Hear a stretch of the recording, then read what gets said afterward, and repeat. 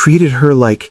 She gestured helplessly at the scene before her, this stranger feeding her daughter fruit with the patience of a saint, as if it were the most natural thing in the world.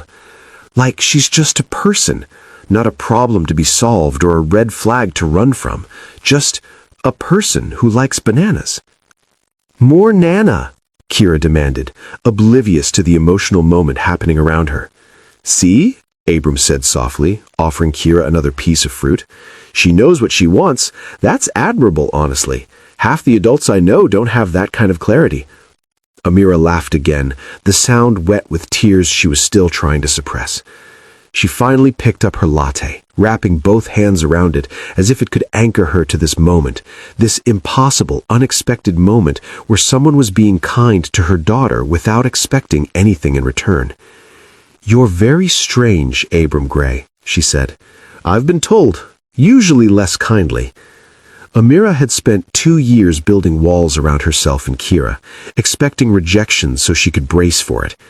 But here was a man who had just accepted them, both of them, without hesitation. It was terrifying. They talked, and the conversation flowed with an ease that surprised them both. Abram told her about Marley, how she had her mother's brown curls and a stubborn streak that could move mountains.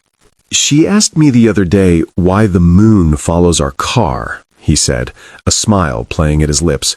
"And when I tried to explain about the moon staying in one place while we move, she said, 'Daddy, that's silly. The moon clearly likes our car.'" Amira laughed. "How do you argue with that logic?" "You don't. I've learned that 5-year-olds are basically tiny lawyers. They'll find loopholes in everything." As they talked, Amira found herself studying Abram's face, the lines around his eyes that spoke of both laughter and grief, the way his expression softened when he talked about his daughter, the gentleness in his hands as he kept Kira entertained with small pieces of fruit. "Can I ask?" Amira hesitated, then pushed forward. "Marley's mother?" Abram's expression shifted, and Amira immediately regretted asking, but he didn't shut down. Instead, he looked out the window at the mountains visible in the distance, his hand still absently rubbing Kira's back. "Samara," he said quietly. "She died 3 years ago. Heart condition no one knew about. She was laughing at something Marley said. Marley was trying to say spaghetti, and it kept coming out as paschetti, and then she just collapsed. By the time the ambulance got there, she was gone." "Amira, I'm so..." "You don't have to say sorry." Gently, he interrupted. "Everyone says sorry, and I appreciate it, but mostly I miss her. Every day. And I'm terrified I'm going to mess up Marley because I'm doing this alone." The honesty in his words struck Amira like a physical blow. She understood that fear, the bone-deep terror of failing the small person who depended on you completely. "I'm sure you're doing great," she said, meaning it. "Some days I'm not sure about anything." He shifted Kira slightly as she started to drowse against his shoulder, her small fist clutching a handful of his shirt. "I tried to date. Twice. It went about as well as you'd expect. One woman left mid-dinner and never came back. The other spent the entire evening talking about cryptocurrency and didn't ask about Marley once." "People are the worst," Amira said with feeling. "Not all people," Abram looked at her meaningfully. "Some people walk into cafes with toddlers on their hips and give strangers a second chance." Amira felt heat rise to her cheeks. She busied herself with her latte, which had grown lukewarm. "My turn for an invasive question," Abram said. "Kira's father..." And there it was, the question she had been dreading and expecting in equal measure. Amira's hands tightened around her cup. "Not in the picture," she said, which was technically true if you stretched the definition of truth until it screamed.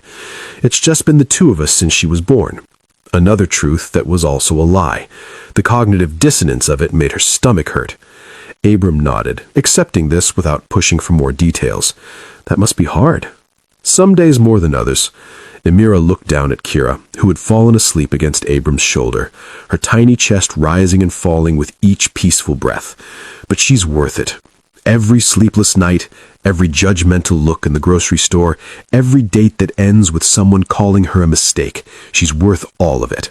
Anyone who calls her a mistake is an idiot. The fierceness in Abram's voice surprised her.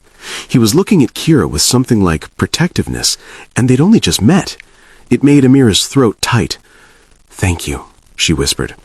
They stayed at the cafe for 2 hours. The conversation wandered through safer topics. Favorite books, him, anything by Cormac McCarthy, her, Jane Austen, apologetically, childhood memories, him catching fireflies in his grandmother's backyard, her building elaborate blanket forts with her sister, and the unique challenges of single parenthood.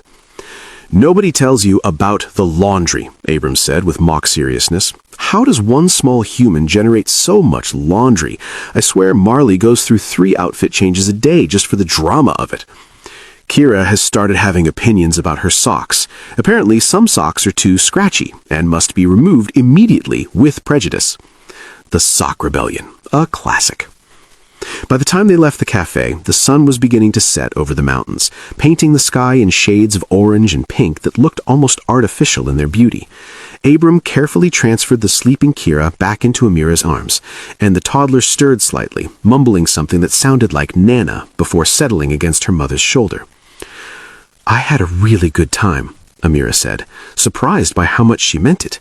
For the first time in 2 years, a date hadn't felt like a gauntlet to survive. It had felt like possibility. "Me too." Abram's hands were in his pockets, and he looked almost shy. "Can I see you again? Both of you?" Amira hesitated. There was still so much he didn't know. Things she had buried so deep she sometimes forgot they existed. Secrets that felt like stones in her chest, getting heavier with each day that passed. But for the first time in 2 years, she felt something that might have been hope. "Yes," she said. "I'd like that." The second date was at a park. Amira arrived with Kira in a stroller, the heavy-duty kind designed to handle Asheville's hilly terrain, and found Abram already there, pushing Marley on a swing with the kind of practiced rhythm that spoke of thousands of afternoons just like this one. Marley saw them first. She launched herself off the swing mid-arc with the fearlessness of a tiny superhero, landing in a crouch that would have made her father's heart stop if he hadn't been so used to her acrobatics. "Daddy, they're here! The lady from the picture is here!" Marley was already running toward them, her dark curls bouncing with each step. "Marley, what did we talk about?" Abram called, jogging after her. "We don't run at strangers." "She's not a stranger, Daddy. She's Amira, and that's—" Marley skidded to a stop in front of the stroller, her eyes going wide. "That's a baby." "Not a baby," Kira corrected, from her stroller throne, with all the dignity of a 2-year-old who had recently mastered the distinction. "Big girl." "You're a big girl?" Marley crouched down to Kira's eye level, her face serious. "How old are you?" Kira held up 2 fingers, then reconsidered and held up 3, then seemed to lose track of what she was doing and just waved both hands enthusiastically. Marley giggled. "I'm 5. That means I'm the biggest. I'm gonna be your best friend, okay?" "Okay," Kira agreed, as if friendships were always this simple. And perhaps, at that age, they were.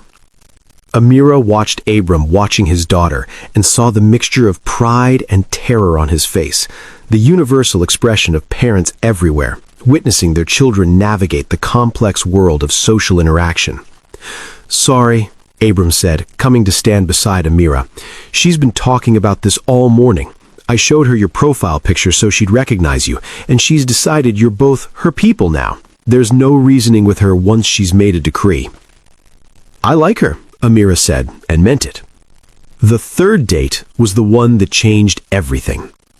Abram invited them to his house, a modest 2-story in a quiet neighborhood with a backyard that had clearly been designed with a child in mind. There was a swing set, a sandbox, and what appeared to be the remnants of an ambitious garden that had been overtaken by weeds. "I keep meaning to deal with that," Abram said sheepishly, gesturing at the garden. "But between work and Marley and just life, it keeps getting pushed to the bottom of the list." "I think it has character," Amira said diplomatically. Marley had taken Kira by the hand the moment they arrived, leading her on a grand tour of the backyard with the authority of a tiny real estate agent. "And this is where we bury treasure," Marley explained seriously, pointing to a patch of disturbed earth near the fence. "But we can't dig it up until summer because Daddy said so." "Summer," Kira repeated solemnly, as if filing away this crucial information. Inside, Abram's house was lived in and loved. There were pictures on every surface. Marley as a baby, Marley missing her front teeth, Marley covered in what appeared to be finger paint, and in several frames, a beautiful woman with brown hair and a smile that could light up rooms, Samara. "That's my mama," Marley announced, noticing Amira's gaze. She had appeared at Amira's elbow with the stealth from a tiny ninja. "She's in heaven now, but Daddy says she's still watching over us." "Your mama was very beautiful," Amira said gently. "I know," Marley said it with the simple confidence of a child who had never doubted her own worth. "Daddy says I have her smile. Do you see it?" Marley demonstrated her best smile, huge and gap-toothed and absolutely radiant. "I definitely see it," Amira confirmed. "Your hair is really pretty," Marley said, switching topics with the conversational agility unique to 5-year-olds. "It's like a princess. Can I touch it?" "Sure, sweetie." Marley reached out with surprisingly gentle fingers, running them through Amira's blonde hair. "So soft." "Kira, come feel. It's like a kitty." Kira toddled over with the determined gait of someone who had only recently mastered walking and was still extremely proud of this skill. She reached up, and Amira bent down so the little girl could pat her hair with both hands. "Pretty," Kira declared. "You're pretty too," Marley told her, seriously. "The prettiest big girl, the prettiest big girl ever." Watching from the kitchen doorway, Abram felt something shift in his chest. A door opening that he had thought was permanently closed. His daughter, who had spent 3 years learning to live with loss, was laughing with 2 people they had known for less than a month. And Amira, who had walked into that cafe carrying visible walls around herself, was smiling at Marley with something that looked like affection. "She adores you," Abram said when Amira joined him in the kitchen. The girls had taken their tea party outside, and through the window they could see Marley carefully explaining the proper etiquette of serving invisible tea. "She's wonderful," Amira said. "You should be very proud." "I am, though I can't take all the credit. She came that way, just fearlessly kind, even when the world gave her every reason not to be." Amira was quiet for a moment, watching the girls through the window. "How do you do it? Talk to her about her mother." Abram leaned against the counter, considering the question. "Honestly, I'd tell her the truth, that her mama loved her more than anything in the world, that love doesn't end just because someone dies, that it's okay to be sad and okay to be happy, and neither one means you're forgetting." He paused. "She asks if I'm lonely sometimes, and I tell her the truth about that too, that I am, but that I have her, and that helps." "You're a good father," Amira said quietly. "I'm trying to be. That's all any of us can do, right? Try our best and hope it's enough." The words settled between them, heavy with meaning neither of them was quite ready to examine too closely. The weeks turned into months, and what had started as careful, tentative dates evolved into something that felt like family. Amira found herself at Abram's house 3 or 4 times a week. Sometimes they'd cook dinner together while the girls played. Well, while Marley orchestrated elaborate games and Kira enthusiastically destroyed whatever Marley had just built. Other times they'd sit on the back porch after bedtime, talking about everything and nothing, while the night sounds of Asheville hummed around them. "Marley asked me today if you were going to be her new mama," Abram said one evening, his voice careful. Amira's heart stuttered. "What did you tell her?" "I told her that I cared about you very much and that these things take time, that we're figuring it out as we go." He turned to look at her, and in the dim porch light his eyes were serious.